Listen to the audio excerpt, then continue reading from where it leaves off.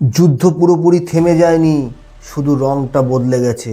টানা ৩৫ দিনেরও বেশি সময় ধরে যুদ্ধ চলছে, তারপর হঠাৎ ১৪ দিনের সিজফায়ার।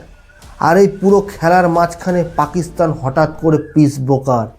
ভাবতে অবাক লাগে, পাকিস্তানের মতন দেশ যেখানে সন্ত্রাসবাদী অ্যাক্টিভিটিস চরমে, যেই দেশ এত বছর ধরে সন্ত্রাসে মদত দিয়ে এসছে, তারা কিনা করছে মিডিয়েটার। এর ভেতরের গেম কি দর্শক বন্ধু? যেখানে আগুন লেগে থাকে সেখানে কি সত্যি শান্তির দূত জন্ম নেয়? এই প্রশ্নটাই এখন বিশ্ব রাজনীতিতে তোলপাড় ফেলছে। ভিডিওটি শেষ পর্যন্ত দেখবেন দর্শক বন্ধু। পুরো ভিডিওটি শেষ পর্যন্ত দেখলে আপনি বুঝতে পারবেন পাকিস্তানের আসল গেম আর সম্ভাব্য যুদ্ধের পরিস্থিতি কোন দিকে যেতে পারে। ডোনাল্ড ট্রাম্প হুঁশিয়ারি দিয়েছেন ইরানকে, চুক্তি না করলে ধ্বংস করে দেওয়া হবে। সব কিছু ঘুরছে স্ট্রেট অফ হরমুজের আশেপাশ ঘিরেই। স্ট্রেট অফ হরমুজ এটা শুধু একটা জলপথ নয়, এটা একটি সমুদ্রপথ নয়, এটা পুরো বিশ্বের শ্বাসনালী। ইরান এখন শুধু যুদ্ধ থামানোর কথা বলছে না, তারা চাইছে পুরো ফ্রেমওয়ার্ককে চেঞ্জ করাতে। Sanction, security guarantee, regional balance সব একসাথে নেগোশিয়েট করার চেষ্টা। এটা সিজফায়ার না, এটা রুল রিসেট করার লড়াই।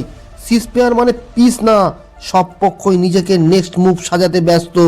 যুদ্ধ থামে না, শুধু যুদ্ধ নতুন পজিশন নেয়। ইন্ডিয়া চায়না কোয়াডলি অবজার্ভ করছে, কারণ তাদের এনার্জি সাপ্লাই আর ট্রেড রুট সব একসাথে ডাইরেক্ট রিস্কের মধ্যে রয়েছে। যুদ্ধ শুধু সীমান্তে হয় না, যুদ্ধ হয় গ্লোবাল মার্কেটের ভেতরে।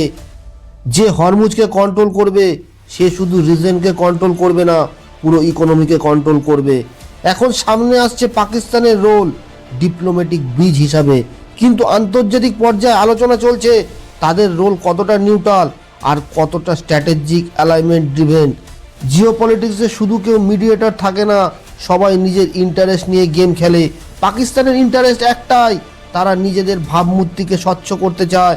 তাদের যে ভাবমূর্তি রয়েছে পুরো গ্লোবালি, যে তারা একটা টেররিস্ট কান্ট্রি, সেখান থেকে তারা মিডিয়েটর ভূমিকা নিয়ে নিজের ইমেজ স্বচ্ছ করার লক্ষ্যে এগিয়ে এসেছে। 14 দিনের কাউন্টডাউন চলছে, সব দেশ ওয়েটিং করছে নেক্সট এসকেলেশন অর এগ্রিমেন্টের। কিন্তু কেউ নিশ্চিত না নেক্সট মুভ কি হবে। সবচেয়ে বড় যুদ্ধ তখনই আসে যখন সবাই ভাবে শান্তি এসে গেছে।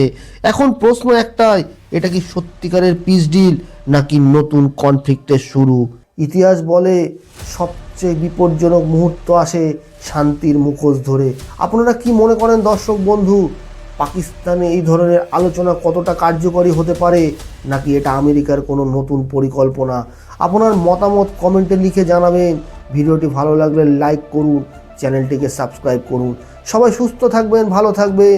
জয় হিন্দ, বন্দে মাতরম, ভারত মাতার জয়।